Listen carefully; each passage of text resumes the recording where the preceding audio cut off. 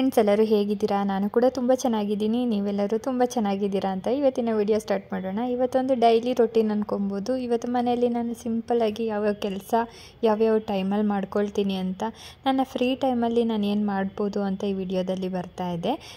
ದಯವಿಟ್ಟು ಯಾರ್ಯಾರು video ನೋಡ್ತಾಯಿರೋ please ಒಂದು ಲೈಕ್, ಶೇರ್, ಕಮೆಂಟ್ ಆಗೋ ತಪ್ತಿರೋ ಸಬ್ಸ್ಕ್ರೈಬ್ ಮಾಡ್ಕೊಳ್ಳಿ. ನೀವು ಲೈಕ್ ಮಾಡೋದ್ರಿಂದ ನನಗೆ ಇನ್ನೂ ಹೆಚ್ಚು ವಿಡಿಯೋ ಮಾಡಬೇಕು ಅನಿಸುತ್ತೆ.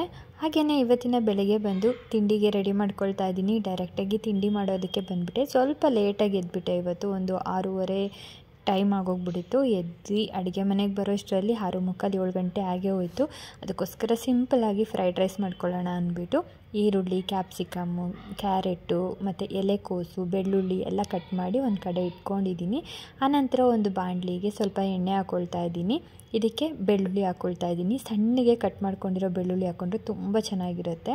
ಹಾಗೆಯೇ ಇದನ್ನು ಲೈಟಾಗಿ ಫ್ರೈ ಮಾಡ್ಕೊಳ್ಬೇಕು. ತುಂಬ ಬ್ರೌನಿಷಾಗೆಲ್ಲ ಫ್ರೈ ಮಾಡ್ಕೊಳ್ಬಾರ್ದು. ಹಾಗೆ ಈರುಳ್ಳಿ ಕೂಡ ಸಣ್ಣದಾಗಿ ಉದ್ದುದಾಗಿ ಕಟ್ ಮಾಡ್ಕೊಳ್ಬೇಕಾಗುತ್ತೆ. ಬಾಯಿಗೆ ಸಿಗ್ತಾ ಇದ್ದರೆ ತುಂಬ ಟೇಸ್ಟಿಯಾಗಿರುತ್ತೆ. ತುಂಬ ಬೇಯಿಸಬಾರ್ದು.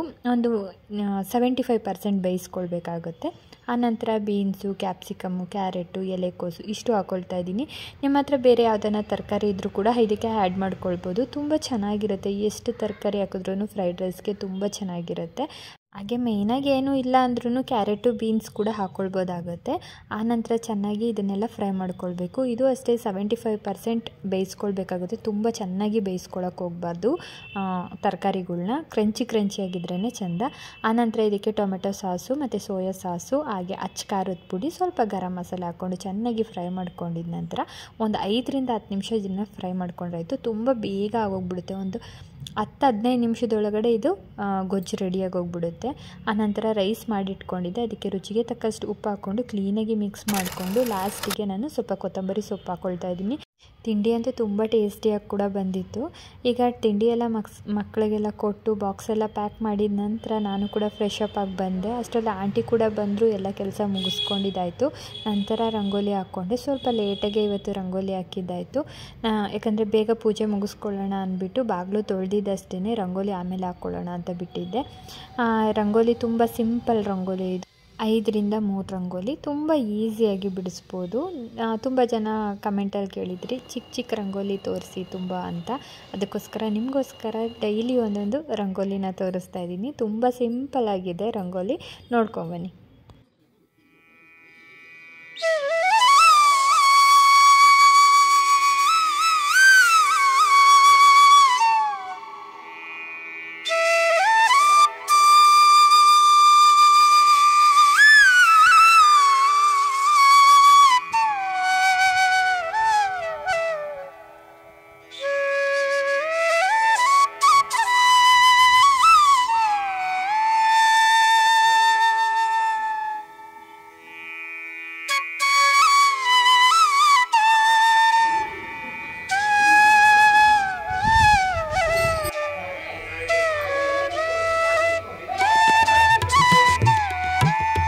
ರಂಗೋಲಿ ಎಲ್ಲ ಹಾಕ್ಕೊಂಡಿದ ನಂತರ ನಾನು ಹಾಗೆಯೇ ಪೂಜೆಗೂ ರೆಡಿ ಮಾಡಿಕೊಂಡೆ.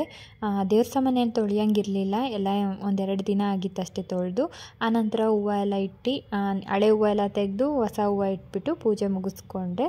ಈಗ ಟೈಮ್ ಬಂದು ಆಲ್ರೆಡಿ 9 ಗಂಟೆ ಆಗಿದೆ. ಅಮಾವಾಸ್ಯೆ ಆಗಿರೋದ್ರಿಂದ ಸ್ವಲ್ಪ ಬೇಗನೆ ಮುಗಿಸ್ಕೊಂಡೆ. ಮೊದಲೆಲ್ಲ ಅಂದರೆ 5:30 ಮತ್ತು 3 ಗಂಟೆಗೆಲ್ಲ ಎದ್ದು ಕೆಲಸ ಮಾಡ್ಕೊಳ್ತಾ ಇದ್ದೆ. ಬಟ್ ಇವಾಗ ಆಗ್ತಾ ಇರಲಿಲ್ಲ. ಟೈಮ್ ಈಗ 10 ಗಂಟೆ ಆಗಿದೆ. ಏನು ಮಾಡೋದು ಅಂತ ಯೋಚನೆ ಮಾಡ್ತಾಯಿದ್ದೆ. ಅಡುಗೆ ಎಲ್ಲ ರೆಡಿ ಮಾಡೋಣ ಆಮೇಲೆ ಅಂದ್ಬಿಟ್ಟು, ಬರೀ ಬೇಳೆ ಸಾರು ಅಷ್ಟೇ ಅಲ್ವಾ ಅಂದ್ಬಿಟ್ಟು ಸರಿ ನಿಧಾನಕ್ಕೆ ಮಾಡೋಣ ಅಂತ ಮೇಲೆ ಟೆರೆಸ್ ಮೇಲೆ ಬಂದೆ. ಸ್ವಲ್ಪ ಮಣ್ಣೆಲ್ಲ ಇತ್ತಲ್ಲ, ಆ ಮಣ್ಣಿಗೆಲ್ಲನೂ ಸ್ವಲ್ಪ ಧನಿಯಾ ಎಲ್ಲ ಹಾಕಿ ಕೊತ್ತಂಬರಿ ಬರೋ ಥರ ಮಾಡ್ಕೊಳ್ಳೋಣ ಅಂದ್ಬಿಟ್ಟು ಎಲ್ಲ ರೆಡಿ ಮಾಡಿಕೊಂಡು ಸ್ವಲ್ಪ ಟೆರೆಸ್ ಎಲ್ಲ ಕ್ಲೀನ್ ಮಾಡ್ಕೊಳ್ಳೋಣ ಅಂತ ಮೇಲೋದೆ. ಒಬ್ಬಳೇ ಇರೋದಕ್ಕೆ ಈ ಚಿಕ್ಕ ಪುಟ್ಟ ಕೆಲಸ ಮಾಡ್ಕೊಳ್ಳೋದಕ್ಕೆ ಟೈಮ್ ಪಾಸ್ ಆಗೋಗ್ಬಿಡುತ್ತೆ. ಇನ್ನು ಟಿ ವಿ ಎಲ್ಲ ಅಷ್ಟು ನೋಡೋ ಇಂಟ್ರೆಸ್ಟ್ ಇಲ್ಲ. ಮಾಮೂಲಿ ಟಿ ವಿಯಲ್ಲಿ ಏನು ಬರುತ್ತೆ ಅನ್ನೋದೇ ಆಗಿರುತ್ತೆ. ಡೈಲಿ ಸೀರಿಯಲ್ಲು ಅದು ಇದು ಅನ್ನೋದು, ನಾನು ಸೀರಿಯಲ್ ಅದೇನು ನೋಡೋದೇ ಇಲ್ಲ. ಅದಕ್ಕೋಸ್ಕರ ಈ ಥರ ಚಿಕ್ಕ ಪುಟ್ಟ ಕೆಲಸಗಳು ಮಾಡ್ಕೊಳ್ಳೋಣ ಅಂದ್ಬಿಟ್ಟು ಮಾಡ್ಕೊಳ್ತಾ ಇದ್ದೀನಿ. ಧನಿಯಾ ಬೀಜನ ಈ ಥರ ಕಲ್ಲಲ್ಲಿ ಉಜ್ಜಿಬಿಟ್ಟು ಆನಂತರ ಮಣ್ಣಲ್ಲಿ ಹಾಕ್ಕೊಳ್ಳೋದ್ರಿಂದ ಬೇಗ ಬರುತ್ತೆ ಅಂತ ಹೇಳಿದರು. ಅದಕ್ಕೋಸ್ಕರ ನಾನು ಈಗ ಧನಿಯಾ ಕಾಳನ್ನೆಲ್ಲ ಈ ಥರ ಪೌಡ್ರು ಥರ ಅಂದರೆ ಒಂದು ಕಾಳು 2 ಭಾಗ ಆಗಬೇಕು, ಆ ಥರ ಆಗಿದ ನಂತರ ಈಗ ಮಣ್ಣಿಗೆ ಧನಿಯಾ ಕಾಳನ್ನೆಲ್ಲ ಕ್ಲೀನಾಗಿ ಹಾಕ್ಕೊಳ್ತಾ ಇದ್ದೀನಿ. ಸ್ವಲ್ಪ ದೂರನೇ ಹಾಕ್ಕೊಳ್ಬೇಕು ಅಂತಲೂ ಕೂಡ ಹೇಳಿದರು. ಸ್ವಲ್ಪ ದೂರನೇ ಸ್ಪ್ರೆಡ್ ಮಾಡ್ಕೊಂಡು ಹಾಕ್ಕೊಳ್ತಾ ಇದ್ದೀನಿ. ಆನಂತರ ಸ್ವಲ್ಪ ನೀರೆಲ್ಲ ಹಾಕಿ ಕ್ಲೀನಾಗಿ ಧನಿಯಾ ಕಾಳು ಮಣ್ಣು ಒಳಗಡೆ ಹೋಗೋ ಥರ ಮಾಡಿಕೊಂಡೆ. ಆನಂತರ ಈ ಕಡೆ ಸ್ವಲ್ಪ ಪುದೀನ ಕೂಡ ಹಾಕ್ಕೊಂಡಿದ್ದೆ. ಮೊನ್ನೆ ಲಾಸ್ಟ್ ಟೈಮ್ ಫಂಕ್ಷನ್ ಆಯ್ತಲ್ಲ, ಆವಾಗ ಪುದೀನ ತಂದಿದ್ದರು. ಅದರಲ್ಲಿ ಕೆಲವೊಂದು ಬೇರುಗಳು ಚೆನ್ನಾಗಿರೋದು ತೊಗೊಂಬಂದು ಸುಮ್ಮನೆ ಮೇಲೆ ಇಟ್ಬಿಟ್ಟು ಹೋಗಿದ್ದಷ್ಟೇ ಮಣ್ಣಲ್ಲಿ. ಬಟ್ ಎಷ್ಟು ಚೆನ್ನಾಗಿ ಚಿಗುರ್ಕೊಳ್ತಾ ಇದೆ ಅಂದರೆ ಅಷ್ಟು ಚೆನ್ನಾಗಿ ಚಿಗುರುತ್ತಾ ಇದೆ. ಆನಂತರ ಇನ್ನೊಂದು ಪಾಟ್ ಇತ್ತು, ಅದಕ್ಕೂ ಅಷ್ಟೇ ಸ್ವಲ್ಪ ಮಣ್ಣೆಲ್ಲ ಇದ್ದಿದ್ದಕ್ಕೆ ಅದಕ್ಕೂ ಧನಿಯಾ ಎಲ್ಲ ಹಾಕ್ಕೊಂಡಿದ್ದಾಯಿತು. ಈಗ ಸ್ವಲ್ಪ ಟೆರೆಸ್ ಎಲ್ಲ ಫುಲ್ ಕ್ಲೀನ್ ಮಾಡ್ಕೊಂಡಿದ್ದ ನಂತರ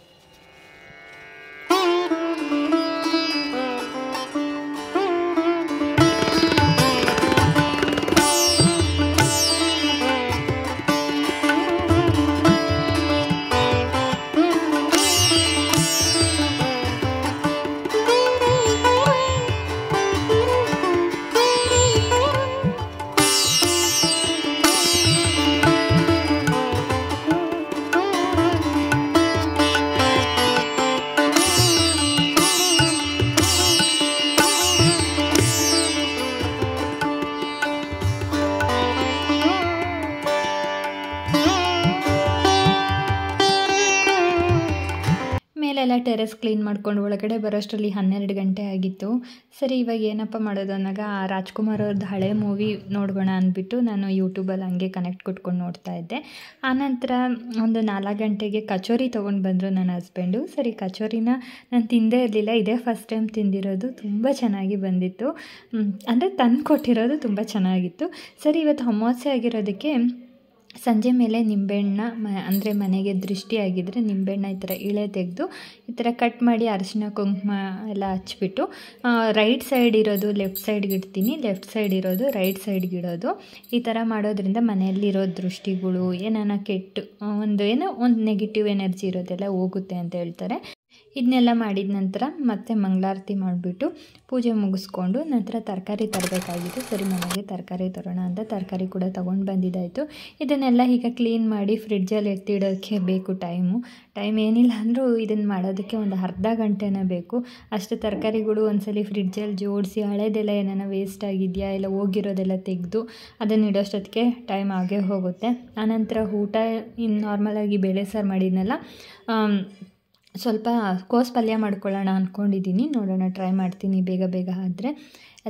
ಎಲ್ಲ ಮಾಡಿದ ನಂತರ ರಾತ್ರಿ ಊಟನೂ ಕೂಡ ಆಯಿತು, ರೆಡಿ ಮಾಡಿಕೊಂಡೆ.